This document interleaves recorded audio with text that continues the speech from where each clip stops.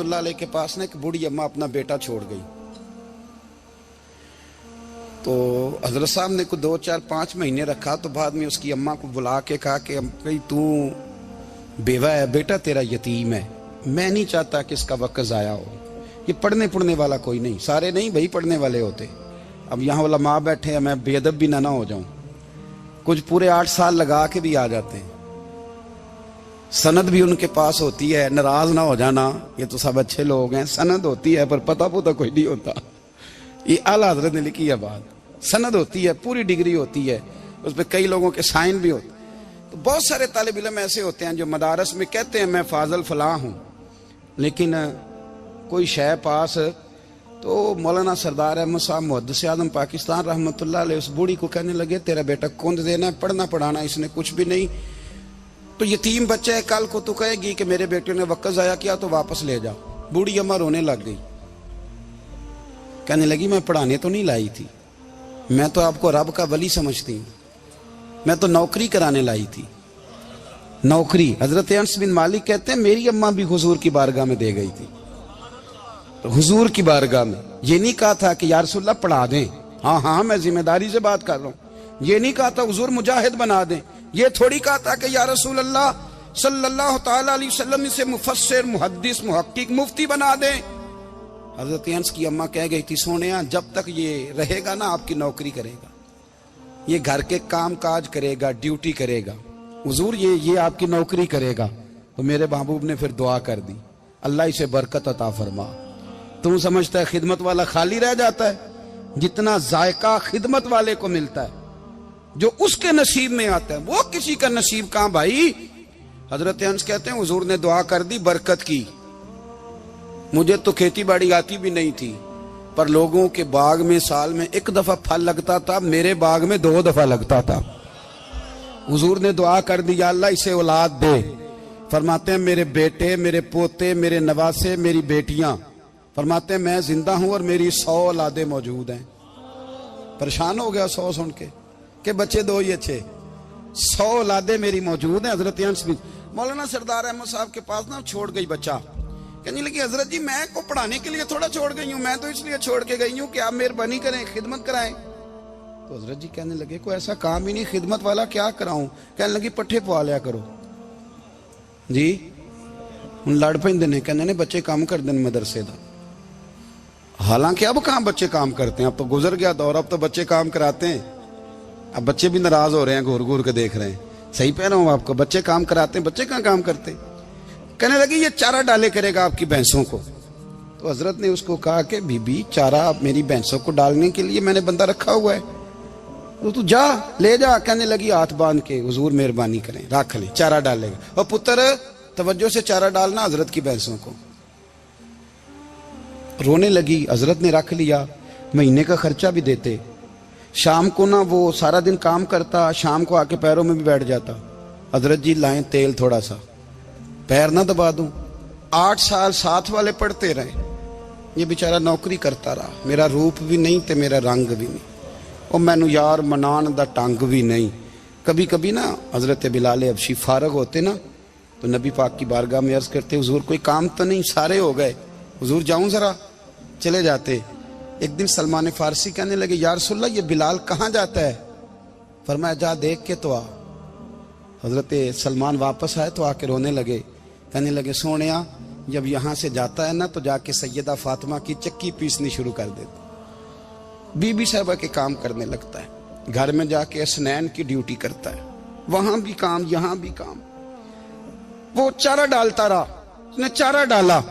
حضرت محدث اعظم کی بھینسوں کو دستار فضیلت کا وقت آ گیا. سارے پگڑیاں سجا کے آ گئے, آج دستار ہوگی. یہ نہ پیچھے ہو کے بیٹھ گیا, چونکہ پڑھا ہی نہیں تھا تو دستار کا ہے کی. دستار تو اس کی جو پڑھے گا, ہم نے تو پڑھا ہی نہیں, ہم نے تو یار پڑھا, گھر پڑھا, ڈیوٹی کری. حضرت محدث اعظم رحمۃ اللہ علیہ کے ہاں جب اعلان ہونے لگا نا کہ اب دستار ہوگی, تو حضرت نے پہلا اعلان اس کا فرمایا. تو مت جان لا بندہ کپڑے بھی کدی کدی بدل دے نا. وہ کہتا ہے جس حال میں بھی تھا میں پلٹ کے دیکھنے لگا کہ پڑھا پڑھایا تو ہے, کوئی شے نہیں. تو یہ ماجرا کیا ہے. پیچھے سے اٹھ کے آئے, تو کہتے ہیں باقیوں کی دستار کسی عالم نے کی, کسی صوفی نے کی, لیکن یہ بھینسوں کو چارہ ڈالنے والا جب آیا تو محدث اعظم نے فرمایا پگڑی کے بال کو کوئی ہاتھ نہ لگائے, یہ ساری دستار میں نے کرنی ہے. اور فرماتے ہیں حضرت بال بھی دیتے جاتے تھے اور آنسو بھی بہاتے جاتے تھے, ماتھا بھی چومتے تھے, اور فرماتے تھے دستار کے بعد چلا تو نہیں جائے گا یار, مجھے تو عبادت بھی نہیں رہ گئی, مجھے تو چابیوں کو بھی نہیں پتا کون سی کہاں رہتی ہے, جائے گا تو نہیں تو رو پڑا, کہنے لگا سونے جائے تو وہ جس کے پلے کچھ ہے ہو, آتا جاتا تو ہے کچھ نہیں, مجھے کس نے رکھنا ہے, میں نے کہاں جانا ہے, ادھر کہاں تو ادھر ہی رہوں گا. وہ اس طالب علم کے سارے استاد بھائی کہتے ہیں اس نے دستار کرائی, پڑھا پڑھایا کچھ نہیں, پر جو مسئلہ اڑ جاتا تھا نا, وہ جو اڑ جاتا تھا نا, وہ جا کے اس سے پوچھتے تھے تو کتابیں کھولنے کی ضرورت نہیں پڑتی تھی. حضرت ام سلمہ رضی اللہ تعالیٰ عنہ کہتی ہے میں نے عرض کی یا رسول اللہ صلی اللہ علیہ وسلم میری بچی بڑی بیمار ہے, تو مجھے کسی نے کہا ہے یہ تھوڑی سی نشے والی چیز ہے, یہ بنا کے تیار کر کے دو صحیح ہو جائے گی, بیمار ہے بچی تو یہ نشے والی چیز ہے, اس کو تیار کر کے دو, تھوڑا نشہ ہے.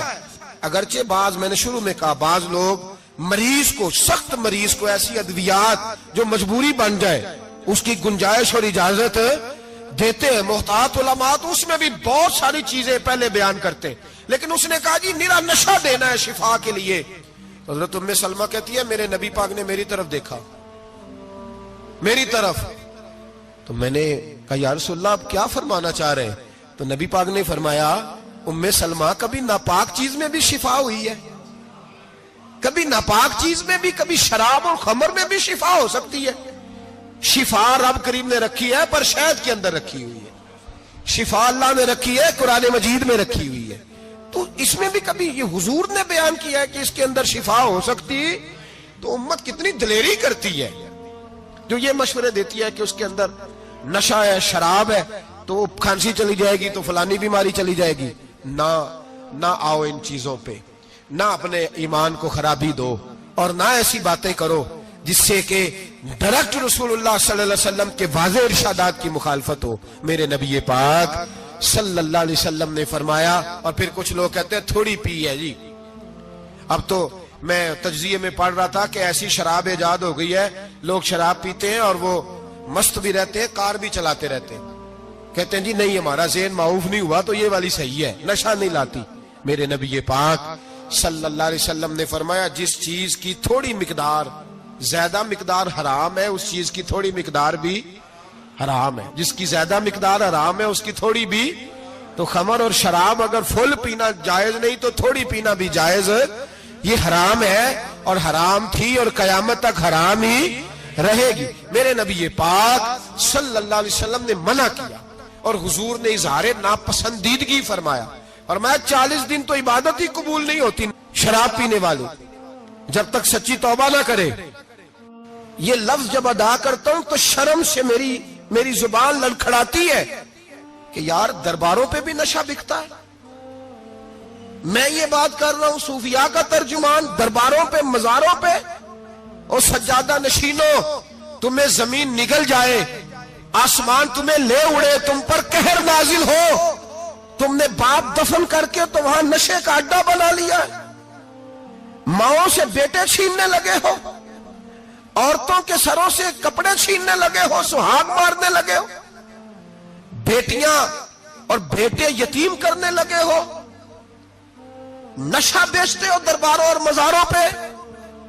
یہ تماشا لگ گیا. آپ کیسے کروں یہ بات, پر کرنی پڑ رہی ہے, مجبوری ہے, یہ مضمون مکمل نہیں ہو سکتا.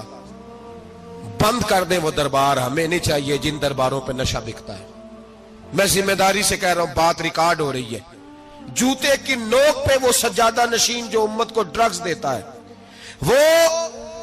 وہ سجادہ نشین کا ڈیرا نہیں, وہ گند کا اڈا ہے, وہاں سے فیض نہیں مل رہا, امت کی تباہی ہو رہی ہے. بتا دو, پھیلا دو, اس کو اعتراض کرنا ہے کرو. میرے رسول پاک سید عالم صلی اللہ تعالی علیہ وسلم کا دین ضروری ہے, کسی پیر کی سجادگی ضروری, بولیے سجادگی ضروری. بڑی ذمہ داری سے کہہ رہا ہوں اور نمائندگی کر رہا ہوں اپنی جماعت کی. نہ ہمارے بزرگوں نے کل اس کی حمایت کی تھی، نہ آج کرتے ہیں، نہ قیامت تک کریں گے۔ بند کر دیں وہ دربار اور مزار۔ بزرگ دنیا میں یہ کام کرنے آئے تھے، اور ہماری سوچ اتنی گر گئی ہے، اتنے ہم کمزور ہو گئے۔ کہتے ہیں جب اس کو چڑھ جاتی ہے تو پھر بڑی معرفت کی باتیں سناتا ہے۔ تجھے شرم نہیں آئی یہ لفظ کہتے ہوئے؟ اب نشئی تجھے معرفت سکھائے گا؟ اب تو شرابی سے، بھنگی چرسی سے دین سیکھے گا؟ کہتے ہیں اس نے پی ہوئی تھی، چڑھی ہوئی تھی، بات کر دی تو میرا کام بن گیا۔ اتنی گندی اور میلی سوچ صاحب ایمان کی ہوتی ہے، تو اب نشیوں سے جا کر دعائیں کرائے گا؟ سن، میرے نبی پاک صلی اللہ علیہ وسلم نے فرمایا جو شراب پی لے، نشہ کر لے، اس کی تو 40 دن تک عبادت رب قبول نہیں فرماتا۔ تو کہتا چڑھی ہوئی تھی تو اس نے دعا کر دی، تجھے شرم ہی نہیں آئی بات کرتے؟ حیا ہی نہیں کیا تو نہ جملہ بولتے؟ یہ کوئی تصوف اور طریقت ہے؟ جاؤ اٹھا کے لے جاؤ۔ ایسی کوئی تصوف اور طریقت ہمیں نہیں چاہیے، ہمیں وہ والی طریقت چاہیے جس میں خدا کے قرآن کی بات ہوتی ہے اور محمد مصطفیٰ کے فرمان کی بات ہوتی ہے صلی اللہ علیہ وسلم۔ تو بھائی یاد رکھو، یہ کوئی طریقہ نہیں۔ ایک مزار ہے، مجھے ایک صاحب کہنے لگے آ جائیں یہاں بھی فاتحہ پڑھیں۔ میں نے کہا یہاں کیا ہے؟ کہنے لگے تھے تو بابا جی نشہ وشا کرتے، پر اب سنا ہے لوگوں کی منتیں بڑی پوری ہوتی ہیں، مجھے جذبات بڑے کم آتے ہیں۔ میں نے اس آدمی کو گریبان سے پکڑ لی، میں کہ ادھر ہٹ، وہ تو نشہ کرتا تھا اور تو جاتا تھا، تیری یہ کیسے طاقت ہوئی؟ تو نے مجھے مشورہ دے دیا، تو ہمیں کمزور سمجھتا ہے؟ ہم کمزور ایمان کے لوگ ہیں، اور میں یہاں تجھے کہوں گا نہیں نہیں میں یہاں نہیں جاتا، میں وہاں جاتا ہوں۔ بالکل کوئی لگی لپٹی بات نہیں، کھری بات۔ تصوف وہ، دربار وہ جہاں قرآن پڑھا جائے اور رسول اللہ کی حدیث سکھائی جائے، باقی کوئی مطلب نہیں کسی قسم کا۔ میں داتا صاحب کبھی جاؤں نا جلسہ کرنے کسی کام سے، کسی تقریب میں، تو میں داتا صاحب کے مزار پہ نہیں جاتا۔ میں کہتا ہوں یار یہ یرانہ نہیں کہ بندہ کسی کام آیا تھا تو فاتحہ پڑھ لی، واپس چلو گکھڑ سے اسپیشل آئیں گے داتا صاحب کے مزار پہ حاضری دیں، اور میرے سنگی گواہ ہیں کہ میں اسپیشل ٹائم نکال کے بہت سارے کام چھوڑ کے اسپیشل جاتا ہوں، اور میں مراد ماننے نہیں جاتا، میں داتا صاحب کا شکریہ ادا کر دے جاتا ہوں۔ میں ان سے کہتا ہوں حضور آپ کی مہربانی، آپ یہاں آئے تو ہمارے بڑے بھی رسول اللہ کے غلام بن گئے۔ میں تو سلام عقیدت پیش کرنے جاتا ہوں، ہم مزارات پر جانے کے قائل نہیں، بلکہ ہماری تو عقیدت کا درجہ ہی مکمل نہیں ہوتا جب تک ہم مزار پہ سلام نہ کریں۔ پر مزار داتا صاحب کا، مزار خواجہ معین الدین اجمیری کا، مزار غوث اعظم جیلانی کا، مزار محدث اعظم مولانا سردار احمد کا، مزار اولیاء کا، مزار میاں شیر محمد شرک پوری کا، مزار رب کریم کے بندوں کا۔ بھنگیوں چرسیوں کے مزار نہیں ہوتے، اور نام ان مزارات کے قائل ہیں، بالکل قائل نہیں ہم۔ میں تھوڑے دن پہلے لاہور گیا تھا، تو میں کار میں میاں صاحب میاں شیر محمد شرک پوری کا ذکر کر رہا تھا۔ میں اپنے دوستوں سے کہہ رہا تھا یار بہت بڑا بابا ہوا ہے، تو مجھے کہنے لگی کرامت کیا ہے؟ میں نے کرامت یہ ہے کہ ساری زندگی سنت کا درس دیا ہے۔ تو مجھے کہنے لگے آپ کبھی گئے نہیں؟ میں نے کہا میں اسپیشل گیا تھا، اور تھوڑے دنوں کے بعد پروگرام بناؤں گا تو میں ساتھ لے کے جاؤں گا۔ ہم مزارات کے قائل ہیں، حاضریاں دیں گے مزاروں پہ، لیکن بھنگیوں چرسیوں کے مزاروں پر جانے کے قائل ہیں؟ زور سے بولے، یہاں جانے کے قائل ہیں؟ کوئی عقیدہ نہیں ہے ہمارا۔ نشہ بکے گا اب مزاروں پہ، اب یہ تصوف ہوگا وہاں، یہ طریقت ہوگی؟ اور ملت پر رحم کھاؤ خدا را۔ اگر تمہارے قومی ادارے کہتے ہیں رپورٹ کرنے والے کہ 70 لاکھ پاکستانی نشہ کرتا ہے، تو کیا تمہیں یہ نہیں پتا کہ نشہ بیچتا کون ہے؟ کیا تمہیں یہ نہیں پتا کہ ڈرگز کا کاروبار کون کرتا ہے؟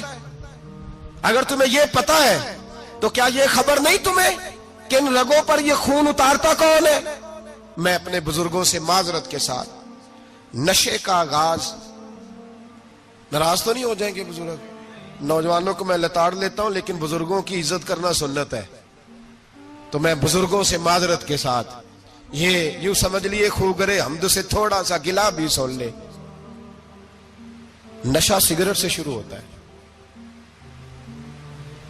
سگریٹ سے۔ میں تمباکو کو حرام نہیں کہتا، یہ فتویٰ نہیں دے رہا۔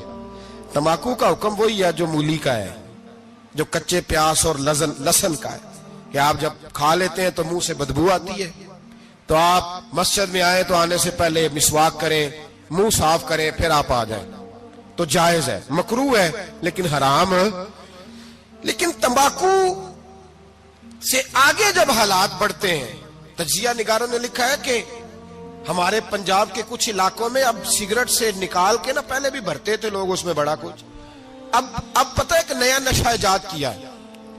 اب اس کے اندر چرس بھی بھرتے ہیں اور چھپکلی کو مار کے، سکھا کے، خشک کر کے، اس کو پیس کے وہ ساتھ نشے کے ملاتے ہیں، اور اس کا حال یہ ہوتا ہے کہ آدمی کو زیادہ نشہ ہوتا ہے، اور کہتے ہیں وہ اتنا گند ہے کہ وہ آدمی کسی کو دانت بھی لگائے گا تو وہ بندہ بھی بیمار ہو جائے گا. کیا یہاں لوگ اسپرٹ نہیں پیتے آپ کے ملک میں؟ اور ہم کبھی سڑک پہ جاتے ہیں تو نشئی کو دیکھ کے مذاق کرتے ہیں، دیکھنا میں ہارن لگاؤں گا تو گاڑی کے ہارن سے گر جائے گا. لیکن تجھے پتہ نہیں کہ یہ کسی ماں کا بیٹا ہے، پتہ نہیں کسی بیوی کا شوہر ہے. ایک ہمارے دوست ہیں، بزرگ ہیں، ان کا داماد فوت ہو گیا، نشہ کرتا تھا. تو میں تعزیت کرنے ان کے گھر پہنچا تو کھڑے ہو گئے ہاتھ باندھ کے، کہنے لگے حضرت صاحب باقی ساریاں گلاں چھڑ دیو، صرف نشے تے تقریر کریا کرو. وہ جب جیتا تھا تو تب بھی اس کے بچے یتیم ہی تھے، یتیم ہی تھے. میری بیٹی جب میرے گھر آتی تھی اور میں اپنے پوتوں کے اترے کپڑے اسے پہننے کو دیتا تھا تو میرا کلیجہ پھٹتا تھا.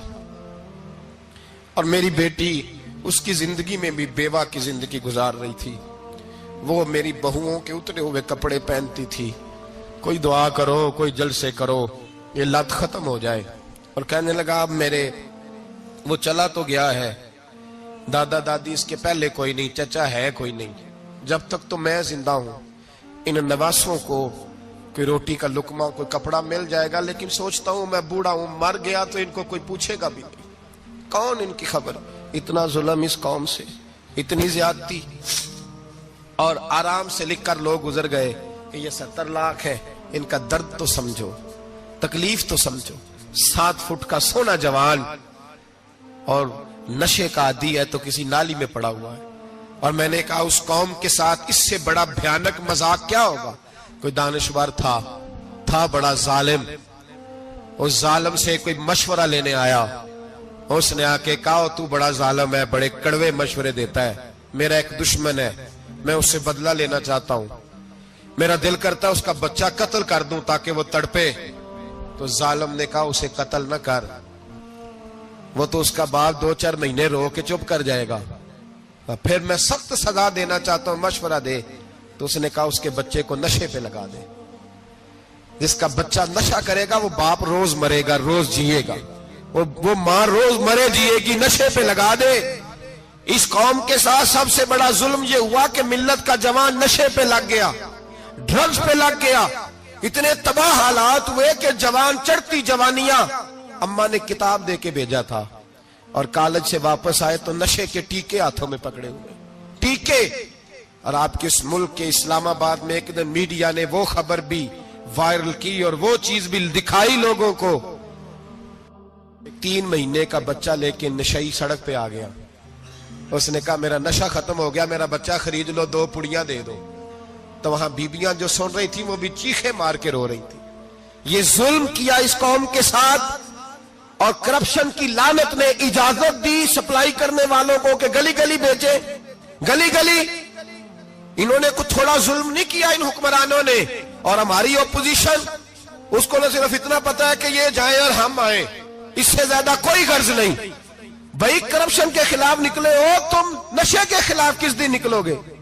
جوئے کے خلاف کس دن؟ قوم تو مر رہی ہے نشے سے، اس کے خلاف میدان میں کب آؤ گے؟ صرف اتنا ہے کہ یہ جائیں اور ہماری باری آئے، اس سے زیادہ کچھ نہیں. جتنے مجرم وہ ہیں اتنے ہی تم بنتے جا رہے ہو. اور اگر آپ نے ابھی تک ہمارا چینل سبسکرائب نہیں کیا تو فوراً سبسکرائب کیجئے، ساتھ ہی بیل آئیکن پر کلک کریں تاکہ مزید آنے والی ویڈیو ہیں وہ آپ کو وقت پر ملتی رہیں. اللہ حافظ. عشق سرکار سے دل جس نے سنوارا ہوگا،